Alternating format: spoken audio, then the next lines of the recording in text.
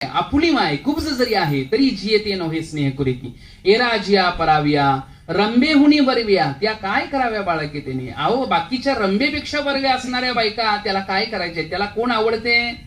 तुमचं काय म्हणणं आहे, कोण आवडते? जास्त आपली आहे. उदाहरण फार सुंदर माऊली देतात. तुम्ही सांगा, तुपाची किंमत जास्त का दुधाची? तुमच्याकडे कसं आहे? आमच्याकडे तूप म्हणले गप म्हणतात, काही काही ठिकाणी तूप म्हणले चूप म्हणतील, एवढाच काय तो फरक. तुपाची किंमत जास्त का तर म्हटले तुपात गुण जास्त आहेत, पाण्यात गुण तुपा एवढे आहेत का? तुपाची किंमत जास्त का पाण्याची? नाही का, तुपाचीच जास्त आहे किंमत. पाण्यात गुण जरा कमी आहेत तुपापेक्षा म्हटले. बरं, तुपापेक्षा पाण्यात गुण कमी आहेत, पण त्या माशाला काय आवडतं, तूप का पाणी? सांगा. माऊलीची भाषा आहे का? तुमचं ते तूप वड्यानं सोडा म्हणेल कोण? मासा. मला पाणी तेवढं द्या, नाही का. अगा पाणी यावनी भवे तुपी गुण की आहे परी मीना काय होय असणे ते. माऊली म्हणतात पाण्यापेक्षा तुपामध्ये फार सुंदर गुण आहेत, पण त्या मीनाला काय, त्या माशाला त्याची काय किंमत आहे म्हटले. तद्वत आहे ह्या मुलाचं आईवर असणारं प्रेम त्यावेळचं आणि आईचं मुलावर असणारं प्रेम. मातेचे चित्ती अवघी बाळकाची व्याप्ती. आणि मातेविन बाळा अनिक न माने सोहळा.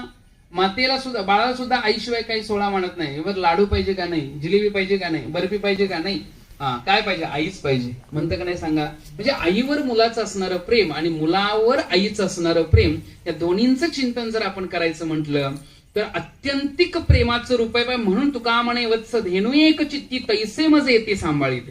उदाहरण देताना सुद्धा कोणाचं देतात? निर्व्याज असणाऱ्या लेकुराचं देतात. त्या लेकुरामध्ये कुठल्याही प्रकारचं तयापरी श्रोता अनुभवावी ही कथा. हे वर्णन करताना शारदेचनी चंद्रकळे माझे अमृत कणकोवळे वेचती मने मवाळे चकोर तले. चकोर तले म्हटले, चकोर पक्षी म्हटले नाहीत बघा. चकोर तले म्हणजे चकोराची पिलं निर्व्याज असतात, निर्लेप असतात.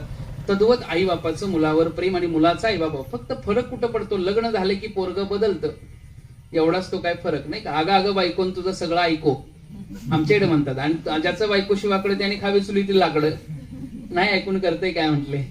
अहो किती किती आजची परिस्थिती बघा तुम्ही, नाही का.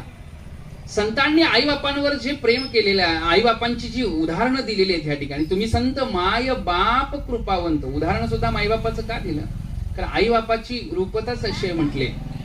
आई बाप मुलावर अत्यंत प्रेम करतात. त्यांची काय इच्छा आहे? पुत्रापासून सुखप्राप्ती माता पिता होईल म्हणती, पण अंती अंगुष्टा दावी ती. पोरं शेवटी अंगठच दाखवतात. अंती अंगुष्टा दावी ती, पुत्रापासून सुख प्राप्त होईल असं आई बापाला वाटतं, नाही का. होते पितरांचे मनोगत पुत्र होईल हरिभक्त, नाही का.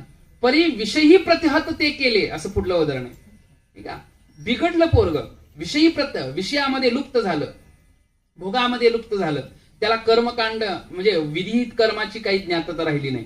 आई बापांच्यावर प्रेम करावं, कर्तव्य करावं याची काही धारणता राहिली नाही. केवळ आसक्ती आणि भोगापोटी माणसं पळू लागली सैरावैरा.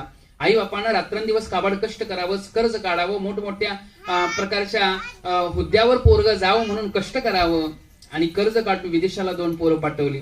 2 पोरं गेलेले आहेत, उच्च शिक्षित झालेले, विदेशात गेले. तिथे गेल्यानंतर 10-10 लाखाच्या नोकऱ्या करतायत बरं का. इकडलं सांगत नाही, तिकडलं सांगतोय. तिकडे 10-10 लाखाच्या नोकऱ्या, तिकडलं 5,000 वाला पण म्हणते गाव विकत घेईन. पगार किती?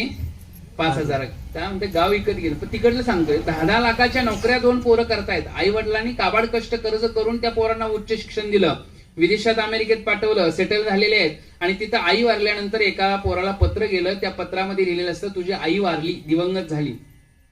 त्यातलं येतं एक पोरग 3 दिवस आईचं झाल्यावर निघायला लागतं. जाताना बाप सहज विचारतो, बाळा तू आलास, दादा का आला नाही, नाही का. त्यावेळी तो म्हणतो, बाबा असं आहे की तुमचं पत्र मिळालं, मी दादाकडे गेलो आणि दादाला म्हटलं असं आहे की मी फार बिझी आहे, असं कर, तू जातोस का, नाही का.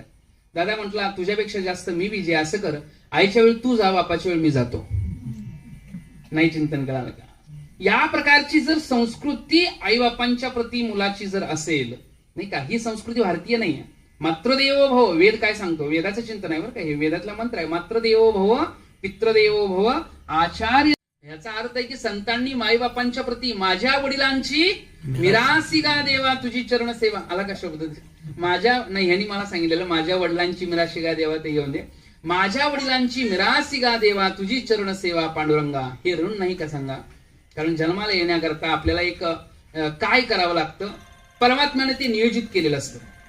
आपण चांगल्या कुळामध्ये जन्माला यायचं असेल तर परमात्म्यानं नियोजित केलेलं आहे. परमात्मा स्वतःहून काही देत नाही, आपल्याच कर्माची भोगता नियोजित करतो, एवढंच करतो नाही का, नियमन करतो त्याचं. आता त्याने काय नियम केलंय, प्राप्त पुण्यकृताम लोकाम नुषिता शासितमा सुचिनाम श्रीमताम गेही योगभ्रष्टो विजायते.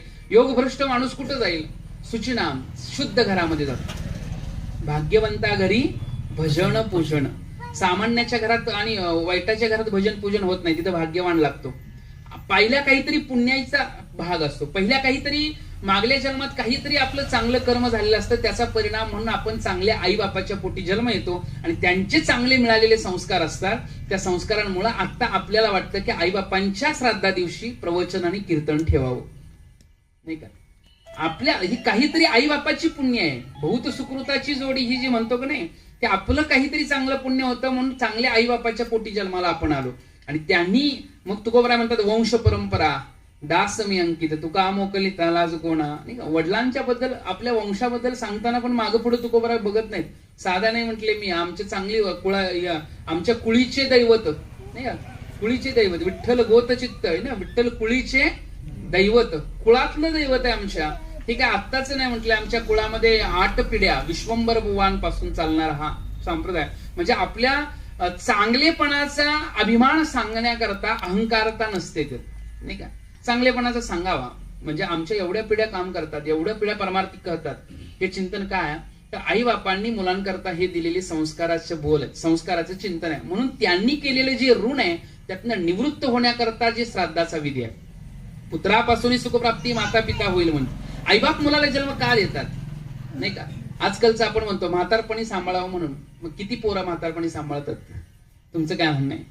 आईबाप मुलाला जन्म देतात म्हातारपणी आपल्याला सांभाळावं म्हणून एक आहे, पण इहलोक आणि परलोक सुधरावा म्हणून माईबाप मुलाला जन्म देतात. पुत्रस्पर्शात सुख स्पर्शो न विद्यते लोके. महाभारतामध्ये एक उदाहरण आले, पुत्रस्पर्शात सुखतर स्पर्शो न विद्यते लोके. या जगात पुत्रस्पर्शासारखा सुखतर स्पर्श या जगात दुसरा कुठलाच नाही बापा करता. पुत्र जन्म झाल्या हातात जेव्हा बाप घेतो पोराला, त्यावेळी जो झालेला स्पर्श आहे, त्यावेळी झालेला जो आनंद आहे, त्या आनंदाची गणना कुठल्याही आनंदाबरोबर करता येत नाही. त्याला म्हणतात पुत्रस्पर्शात सुखतर स्पर्श न विद्यते लोके. हा सारा मोहात टाकणारा जरी विषय असला तरी तिथं जर कर्तव्य कर्माची धारणता केली नाही का, हे कर्तव्य आई बापांच्या प्रती करणं, त्या कर्तव्यतेच्या ज्ञाततेतून केलं जाणारं श्राद्ध विधी आहे. आपण कितीवर आलो आता, 3 दिवसावर आलोय, कोणी 5 दिवसावर आलोय, तो विधी प्रत्येकाचा वेगळा आहे. पण षोडश मलिना हा शास्त्रानं सांगितलेला नियम आहे. अर्जुनाचं पहिल्या अध्यायातलं अज्ञपणाचं चिंतन होतं की पतंती पित्रो हेशा लुप्त पिंडोदक क्रिया. पितर लोक नरकाला जातील पिंडोदक क्रिया संपल्या तर नाही का.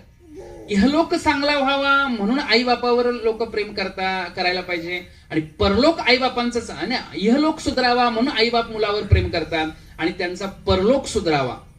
परलोक कसा सुधरेल तुम्ही म्हणाल, परलोक कसा काय सुधरेल. अहो आई बापांना तर्पण करण्याचा विधी आहे, पिंडदान करण्याचा विधी आहे. पिंडदान करतात की नाही लोक, का करतात. काही लोक माऊली म्हणतात गंगेचे उदय गंगे जैसे अर्पिजे देव पित्रोद्देसे.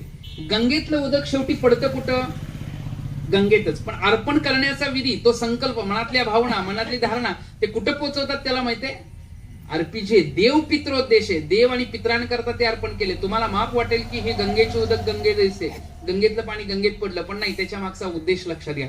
एक पिंड केला, मुटका म्हणतो ना आपण, तो मुटका केला आणि तो विधी ठेवला. ते गयेला, काशीला, आपण कुठेही ठिकाणी जातो पिंडदान करतो की नाही, बरेच लोक पिंडदान करतात, तिथं विधी करतात लोक पित्रांच्या. आणि ते पितरपक्ष एक वेगळा असतो नाही का.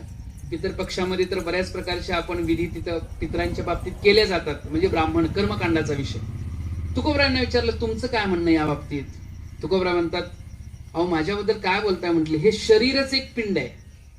शेवटी पिंडाचा तो काय केला, मुटका केला. तुमच्याकडे मुटकाच म्हणतात का, मुटका केला.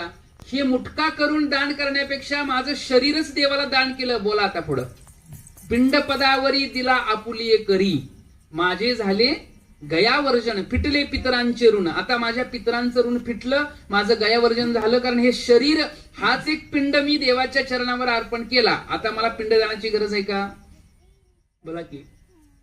आता हे देह समर्पिजे देवा भार काहीच नाही घ्यावा होईल अगवा तुका म्हणे आनंद.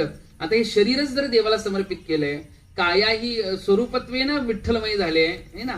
किती विठ्ठल, रंगेला रंगे तुका विठ्ठल सर्वांगे, हे जर तुकोबरांच्या दृष्टीने झालं असेल, हे शरीर एवढं पवित्र झालेलं आहे की ब्रह्मभूत काया होत असे कीर्तनी. वारंवार कीर्तन करून करून त्यातले सगळे विषय तर संपलेले आहेत, व्यसन गेलेले आहेत है ना. आम्ही या कीर्तने शुद्ध झालो. आता हे सोहळे झाले त्रिभुवन विषम धुवून सांडिले, नाही का. आमचं हे सगळं शुद्धतेत गेलेलं आहे. आम्हाला आता कुठल्याही प्रकारची ऋण. आमचे आईबाप सुद्धा पवित्र झालेत. आईबापांचे नाही, अनेक कुळीचा उद्धार झालाय. काय वर्णन आहे बघा उपनिषद विवेक चुडामणीमध्ये आद्य जगद्गुरु शंकराचार्य वर्णन करतात.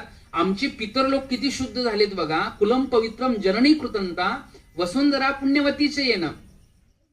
कुल पवित्र आहे, जननी कृतांत झालेली आहे आणि वसुंधरा सुद्धा पुण्यवती झालेली आहे. वसुंधरा म्हणजे ही पृथ्वी सुद्धा पुण्य. कुलम पवित्रम जननी कृतांता वसुंधरा पुण्यवतीचे येणं. कशानं? अपार सच्चित सुख सागरेस्मिन लिने परे ब्रह्मणी यस्य चेतः. अपार सच्चित सुख सागरेस्मिन, अपार असणाऱ्या सद आणि चिद रूपामध्ये, सुख सागरामध्ये, त्या आनंद रूप परमात्मा ब्रह्म रूपामध्ये जे चित्त माझं स्थिर झालेलं आहे. अपार सच्चित सुख सागरस्मिन लिने परे ब्रह्मणी यस्य चेत, ज्याचं चित्त त्यामध्ये लीन झाले त्याचे कुळ पवित्र आहे, जननी कृतांत आहे, वसुंधरा पुण्यवती आहे. आता वेगळं काय वसुंधरेला करायची गरज आहे का महाराज? नाही, हे सगळं मागलं झालेलं आहे. म्हणून काय करतात की जर जन्माला आलोय तर आई बापाच्या पोटी आई बापाचा उद्धार करायचा असेल तर मनवणी शरण जावे. जर उद्धार करायचा असेल तर आलेले आणि ध्यानी घ्यावे. जर उद्धार करायचा असेल तर बहुत जन्मा अंती जन्माला असिनरा देव तू सोयरा करी आता बापा सोहिताचा स्वार्थ अनर्थाचा अनर्थ सांडी आता. मग सगळे ऋण फिटतात. यात काय विशेष? देव ऋणी बनतो, नाही का. सगळी ऋण फिटतात, त्यात काय विशेष? हे 3 ऋण सांगितले ना, देव ऋण, ऋषी ऋण आणि पितर ऋण. आणि या 3 ऋणांची निर्मुक्तता एका अभंगात सांगितली बघा. आपुलिया हिता जो असे जागता धन्य माता पिता तयाची, पितर ऋणातनं मुक्ती चिंतन धन्य माता पिता तयाची. कुळीकन्या पुत्र होती जे सात्विक धन्य माता पिता तयाची. गीता भागवत करती श्रवण अखंड चिंतन विठोबाचे धन्य माता पिता तयाची. दुसऱ्या बाजूने चिंतन लावता येतो. धन्य माता पिता तयाची म्हणजे पितर लोकातनं मुक्ती, पितर ऋणातनं मुक्ती. आपुलिया हिता जो असे जागता तयाचा हरिक वाटे देवा.